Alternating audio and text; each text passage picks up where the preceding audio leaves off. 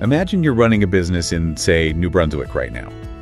For a long time, if you wanted to hire international talent for certain jobs, the government's answer was just a hard no. A brick wall. But now, as of the first quarter of 2026, it seems like the lights have just turned green.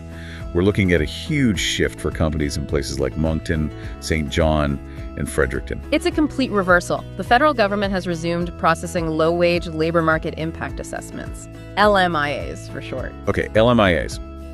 Before we go any further, let's unpack that. Okay. It sounds kind of intimidating, like a tax audit. It does, but think of it as a permission slip.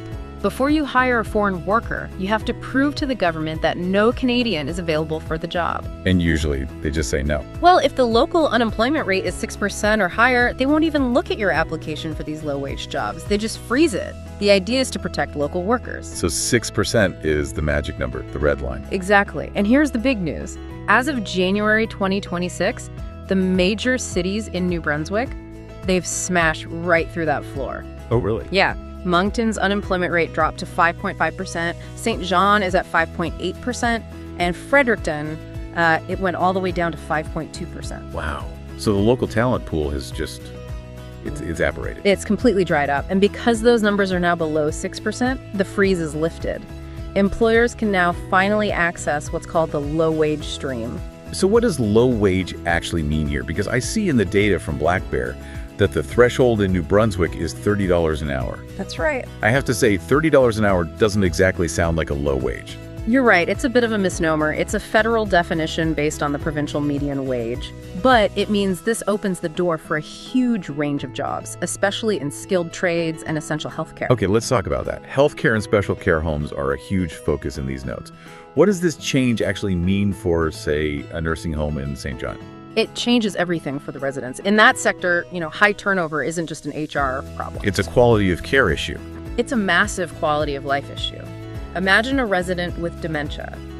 If the person helping them get dressed changes every 2 weeks, that can be incredibly disorienting, even traumatic. So this is about stability. It's about buying stability. It's about continuity of care. You get the same person holding that resident's hand every morning because their work permit ties them to that specific employer. It stabilizes the whole floor. That really hits home. Now, what about the other big sector I'm seeing here? Construction. I mean, you can't drive through Fredericton without seeing cranes everywhere. It's critical for them. The infrastructure boom is real, but a project can just die on the vine if you can't find people to, frame the walls or pour the concrete. So this helps them keep projects on track. It's the only way. With this freeze lifted, construction firms can bring in the skilled tradespeople they desperately need, carpenters, laborers. A lot of those roles might fall under that $30 cap. It means housing projects actually get finished. Okay, I see the opportunity. I really do. But I have to be the skeptic here for a minute. Go for it. Dealing with the federal government on immigration files it's legendary for being a nightmare. The paperwork, the compliance rules, it just feels like a trap for a small business owner. It is a minefield. Yeah. And that's actually the core argument from the Black Bear consulting material. They say if you just treat this like your filing forms, you are going to lose. So what's the alternative? They pitch what they call immigration-backed workforce systems. That sounds like some serious corporate bingo. What does it actually mean on the ground? It means you play the long game.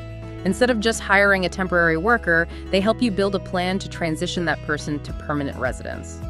Using programs like the AIP, the Atlantic Immigration Program, or the Provincial Nominee Program. So you aren't just renting an employee for 2 years. You're auditing a future citizen. You're turning a 2-year contract into a permanent team member who puts down roots.